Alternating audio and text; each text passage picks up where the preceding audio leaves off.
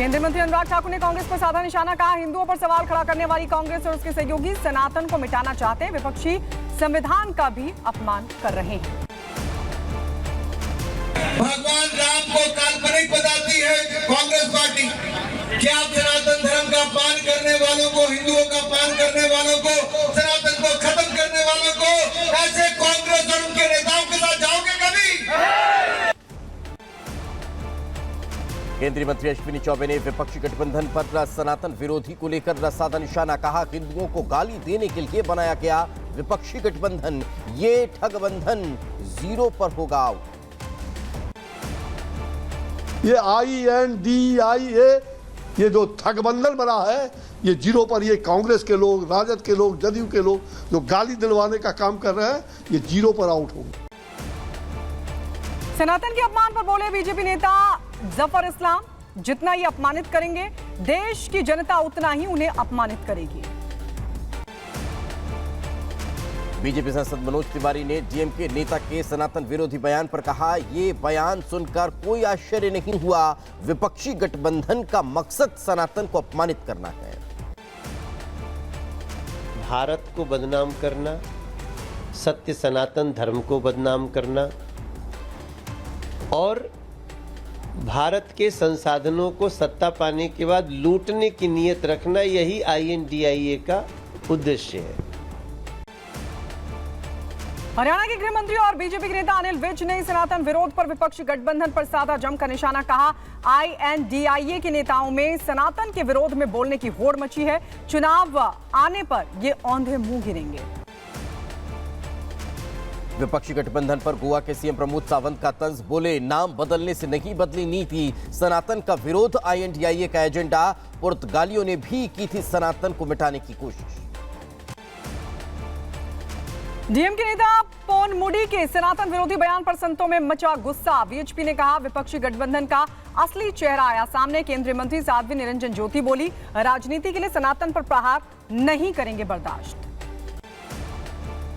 केंद्रीय मंत्री साध्वी निरंजन ज्योति ने विपक्ष पर लगाया बड़ा आरोप, कहा राम मंदिर उद्घाटन के मौके पर दंगा करवा सकते हैं, केंद्र सरकार को बदनाम करने के लिए दंगा करवा सकते हैं ये लोग। मुझे संदेह है कि वहाँ प्रधानमंत्री जी उसका उद्घाटन कर रहे होंगे, लाखों करोड़ों हिंदूवासी वहाँ अयोध्या में होंगे, उस समय इंडिया गठबंधन सुनियोजित तरीके से सरकार को बदनाम करने के लिए यह करवाएगा, मैं आरोप लगा रही हूँ। विपक्ष के गठबंधन इंडिया के समन्वय समिति की आज होगी दिल्ली में बैठक, सीट बंटवारे और चुनाव अभियान पर चर्चा संभव। विपक्षी गठबंधन के समन्वय समिति की बैठक पर बोले कांग्रेस नेता तारिक अनवर, कोऑर्डिनेट कमेटी की मीटिंग होगी, कई और बैठकें भी होंगी जिसमें सीट शेयरिंग आगे की नीति क्या रहेगी इस पर भी मंथन होगा। विपक्षी गठबंधन के समन्वय समिति की बैठक पर बोले आरजेडी नेता शक्ति पवन, इंडिया गठबंधन के बाद बीजेपी लगातार असहज, बैठक में देश हित के मुद्दों पर होगी चर्चा। INDIA गठबंधन में प्रधानमंत्री उम्मीदवार को लेकर घमासान, पटना में सीएम नीतीश के समर्थन में लगे नारे, जेडीयू अध्यक्ष ललन ने नीतीश कुमार को बताया पीएम पद का दावेदार। नीतीश कुमार के विपक्षी गठबंधन का पीएम पद का दावेदार होने पर बोले तेजस्वी यादव, हमने पहले भी कहा है कि विपक्ष की तरफ से जो भी उम्मीदवार होगा वो आज के प्रधानमंत्री से ज्यादा ईमानदार, सच्चा और जनता के प्रति उसकी भावना ज्यादा होगी। बिहार बीजेपी अध्यक्ष सम्राट चौधरी ने मुख्यमंत्री नीतीश कुमार पर साधा निशाना, कहा नीतीश मुक्त होगा बिहार, बिहार में आज गुंडा राज कायम हुआ है, बालू माफिया शराब माफिया का बोलबाला है। लालू प्रसाद जी को आज यदि जेल जाना पड़ा है वो नीतीश कुमार की पार्टी के चलते जाना पड़ा है। नीतीश कुमार जी की पार्टी ने पहले भी चारा में उनको जेल भेजवाया, सजा करवाया, नीतीश मुक्त बिहार बनाने हम लोग निकले हैं। जेडीयू नेता केसी त्यागी ने बीजेपी पर साधा निशाना, कहा बीजेपी की वजह से देश में तनाव फैला हुआ है, सीमाएं सुरक्षित नहीं, हमारा एजेंडा बीजेपी को सत्ता से बाहर हटाने का है, विपक्षी गठबंधन चुनाव तैयारियों में जुटा है। बीजेपी नेता नवल किशोर यादव ने नीतीश कुमार पर कसा तंज, कहा नीतीश जी को तो सब कमेटियों में रहना चाहिए, वो तो प्रधानमंत्री पद के उम्मीदवार थे, उचक उचक कर चल रहे थे।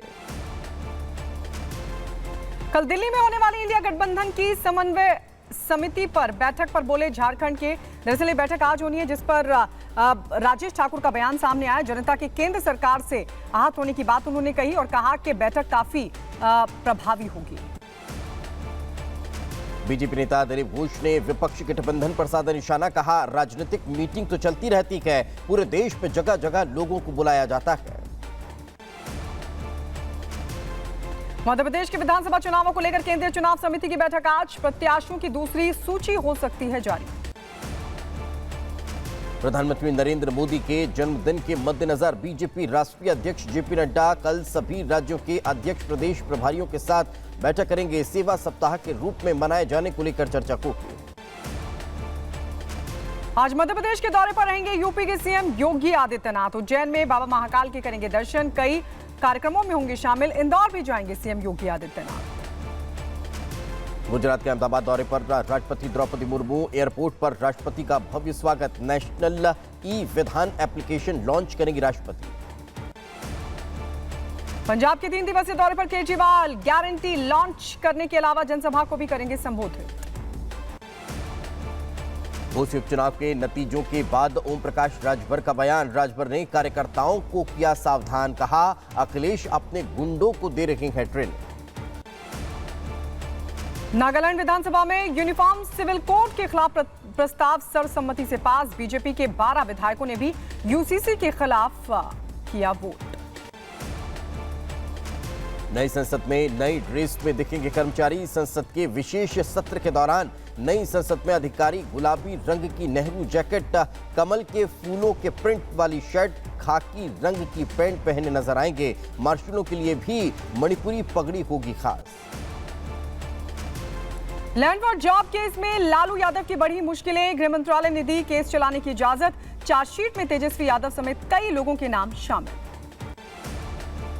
टीएमसी सांसद नुसरत जहां से ईडी की पूछताछ खत्म। ईडी दफ्तर से बाहर निकले नुसरत जहां। भ्रष्टाचार और ठगी मामले में ईडी ने 6 घंटे तक सवाल जवाब किए।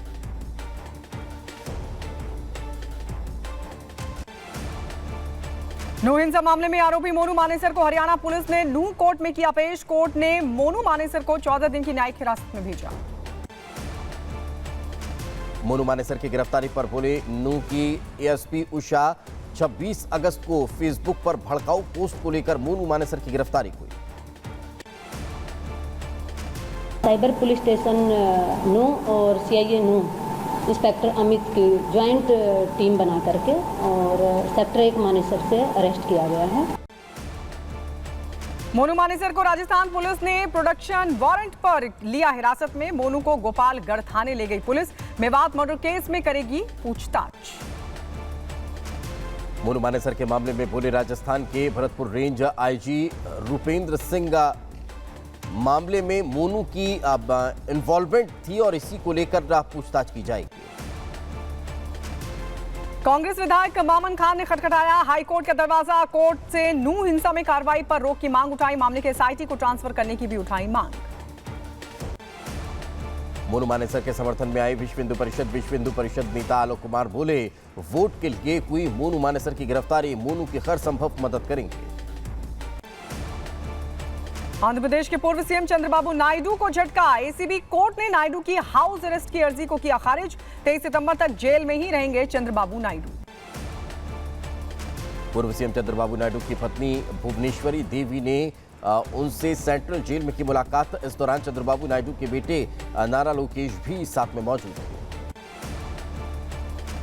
आंध्र प्रदेश के विशाखापट्टनम हवाई अड्डे पर टीडीपी नेता अदारी किशोर कुमार ने किया प्रदर्शन। चंद्रबाबू नायडू की गिरफ्तारी के खिलाफ जताया विरोध।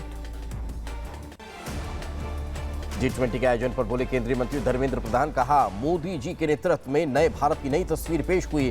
भारत का विश्वास हमारे साथ, हम वसुधैव कुटुंबकम की बात करते हैं। उत्तर प्रदेश के इटावा में कैबिनेट मंत्री जितिन प्रसाद ने विकास कार्यों का लिया जायजा। 52 करोड़ की कई योजनाओं का शिलान्यास और लोकार्पण भी किया। राजस्थान के जैसलमेर दौरे पर लोकसभा स्पीकर ओम बिरला रामदेवरा मंदिर में किया पूजन अर्चन। मंदिर परिसर में श्रद्धालुओं से मुलाकात भी की। उत्तर प्रदेश के अयोध्या में रामलला जन्म स्थान पर भव्य राम मंदिर का निर्माण जारी। भव्य दिव्य मंदिर को जल्द से जल्द पूरा करने के लिए तेजी से हो रहा काम। जनवरी में होनी है प्राण प्रतिष्ठा। अयोध्या में हनुमानगढ़ी मंदिर का भी सौंदर्यीकरण, रामलला के सेवक हनुमान पीठ को दिया जाएगा आकर्षक लुक। हनुमानगढ़ी मंदिर तक पहुंचने के लिए लगेगा एक्सीलेटर और लिफ्ट। और आपको बता दें, उत्तर प्रदेश में मदरसों को मिलेगी मान्यता। मदरसा बोर्ड ने इस बात का फैसला लिया। मदरसों को आधुनिक कर पोर्टल से जोड़ा जाएगा।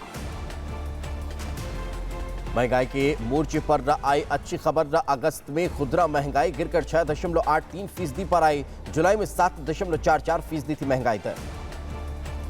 तमिलनाडु के उद्योगपति रत्नम के घर पर ईडी ने छापेमारी की कार्रवाई को अंजाम दिया। डिंडीगुल में कई ठिकानों पर ली तलाशी भी।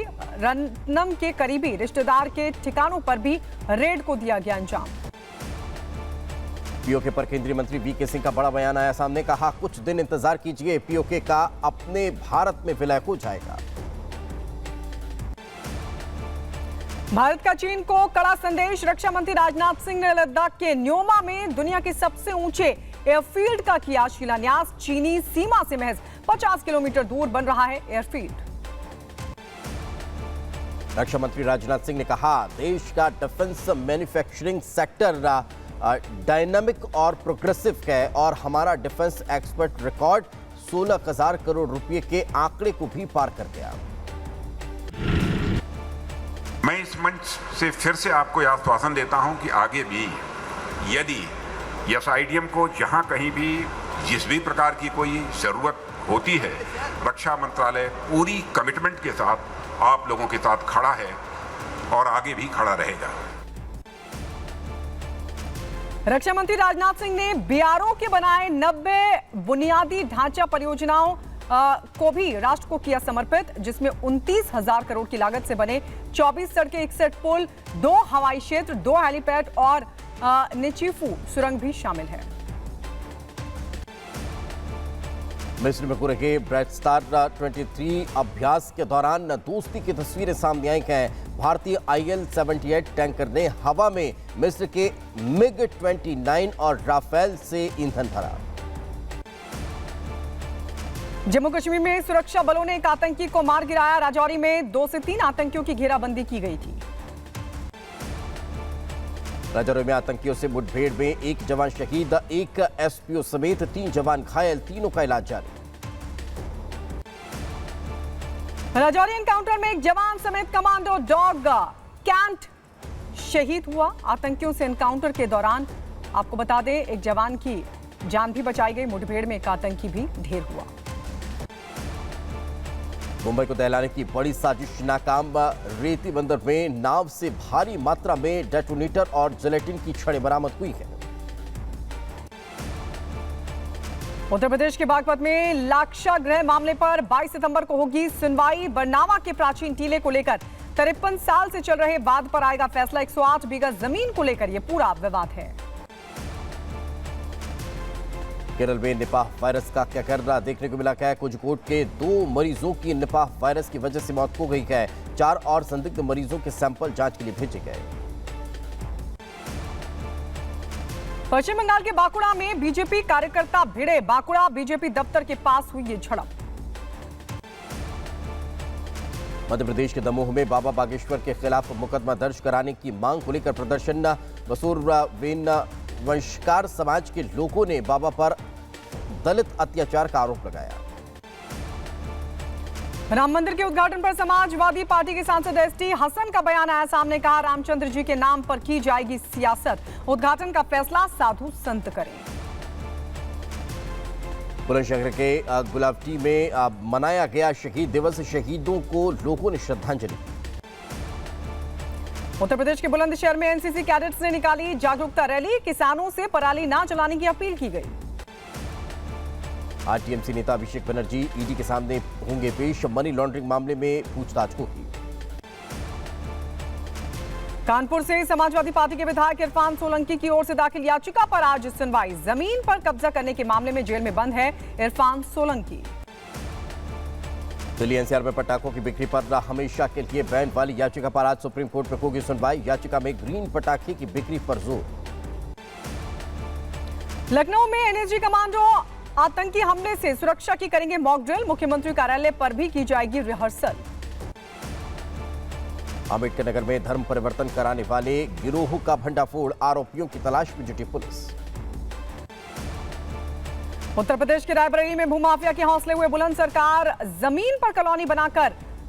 जमीन पर कॉलोनी बनाकर बेचा गया। प्रशासन ने इस पूरे मामले में जांच के आदेश दिए। लेखपाल और जो है नगर पालिका की टीम को निर्देशित किया गया है कि इसका आप सर्वे करा करके और जल्दी से आप रिपोर्ट दीजिए और जो भी अवैध कब्जे होंगे उस पर नियमानुसार कार्रवाई करके उसको रिक्त कराया जाएगा। हापुड़ में अधिवक्ताओं पर लाठीचार्ज को लेकर लोगों में आक्रोश देखने को मिला है। बदायूं बार एसोसिएशन ने हापुड़ के वकीलों का समर्थन किया। बदायूं में एसबीआई बैंक में 97 से ज्यादा के घोटाले का मामला है सामने। ग्राहक सहायक के पद पर तैनात कर्मचारी पर आरोप लगा। एफआईआर भी हुई दर्ज। उत्तर प्रदेश के बुलंदशहर में पंचायत का तुगलकी फरमान, दूसरी लड़की से निकाह करने पर लोगों ने पहनाई जूते की माला। उत्तर प्रदेश के बदायूं में 18 किलो से ज्यादा डोडा के साथ एक शख्स की हुई गिरफ्तारी। बरामद डोडा की 4 लाख रुपए बताई जा रही है कीमत। उत्तर प्रदेश के बदायूं में पुलिस की बड़ी कार्रवाई, शांति भंग करने के मामले में पुलिस ने 8 लोगों को गिरफ्तार किया। दिल्ली के खड्डा कॉलोनी में मामूली विवाद में चाकूबाजी हुई। चाकू लगने से एक युवक की मौत हो गई, दूसरा भाई गंभीर रूप से हुआ जख्मी। चाकूबाजी में घायल युवक को अस्पताल में भर्ती करवाया गया। पेट में चाकू लगने से हालत गंभीर। मुरादाबाद में कांग्रेस नेता की दबंगई आई सामने। कब्जे को लेकर शख्स के साथ हुई मारपीट, वीडियो हुआ वायरल। बुलंदशहर पुलिस ने 3 शातिर चोरों को किया गिरफ्तार। मौके से 3000 की नकदी के साथ लाखों आभूषण और 2 मोबाइल बरामद हुए। उत्तर प्रदेश के रायबरेली में घूस लेते रंगे हाथों पकड़ा गया एक लेखपाल। आवास के नाम पर 5000 की लेखपाल ने ली थी रिश्वत। उत्तर प्रदेश के मैनपुर में शराब के लिए पैसे नहीं देने पर एक शख्स के साथ मारपीट, वीडियो वायरल हुआ। रायबरेली में क्लिनिक में चोरी करते हुए युवक का वीडियो वायरल हो रहा है। सीसीटीवी में कैद हुआ है आरोपी। तलाश में अब पुलिस जुट गई है।